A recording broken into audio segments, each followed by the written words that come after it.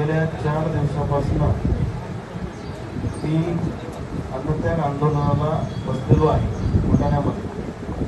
विषय असा आहे की सरसकट निराशक कर्जमाफी झाली पाहिजे आणि हक्काचा पीक विमा 24% महाराष्ट्राच्या शेतकऱ्यांना मिळाला पाहिजे.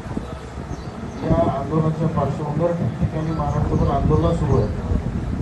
आज अनेक शेतकरी मुंबईच्या गेटवे ऑफ इंडियावर आंदोलन करत होते, समुद्रामध्ये जात होते. त्यांना पोलिसांनी अटक करून कोल्हापूर पोलीस स्टेशनला अडवून ठेवलेलं आहे. त्यांच्यावर गुन्हे दाखल करत आहेत, त्यांना अत्यंत वाईट ट्रीटमेंट देत आहेत. हे काही बरोबर नाहीये, लक्षात ठेवा. ते काही चोर दरोडेखोर उचलके नाहीये, ते शेतकऱ्यांसाठी लढणारे कार्यकर्ते आहेत. त्यांनी कुठलाही कायदा हातात घेतलेला नाहीये. त्यामुळं त्यांच्यावर गुन्हे दाखल करून जर त्यांचा आवाज दडपण्याचा प्रयत्न केला किंवा त्यांना अटक केली तर महाराष्ट्रभर शेतकऱ्यांचं आंदोलन अधिक तीव्र होईल. शेतकऱ्यांचा संयम तुटला तर मग त्याची जबाबदारी आमची नाही, ती जबाबदारी सरकारची असेल.